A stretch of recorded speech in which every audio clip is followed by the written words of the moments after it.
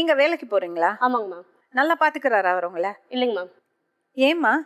அவர் நல்லா பார்த்துருந்தா நான் ஏன் மேம் வேலைக்கு போறேன்? இல்லம்மா, வேலைக்கு போறதுங்கிறது நல்ல விஷயம். அதுக்குன்னு புருஷன் நல்லா பாத்துக்காதவங்க தான் வேலைக்கு போவாங்கன்னு இல்ல. இல்ல மேம், நான் என்னுடைய வாழ்க்கையை நான் சொல்றேங்க மேம். என்ன பண்றாரு அவரு? எனக்கு ஒழுங்கா வேலைக்கு போயிட்டு எனக்கு சம்பாஷணத்தை என்னையும் என் பிள்ளைங்களையும் சரியா பாத்துக்குது இல்லைங்க மேம். மனசு விட்டு சொல்லுங்க. மனசு விட்டு சொல்றதுக்கு தான் அதுதான் மேம். ஒரு பக்கம் இவரு குடைச்சல் கொடுக்குறாங்க, ஒரு பக்கம் அவங்க குடைச்சல் கொடுக்குறாங்க. எப்படி மேம் நான் சந்தோஷமா இருக்க முடியும்? என்ன குடைச்சல் கொடுக்குறாரு? அவங்க சொல்லியிருப்பாங்க மேம் உங்களுக்கு. நீங்க 2 பேரும் எப்படி சந்தோஷமா இருக்கீங்களா?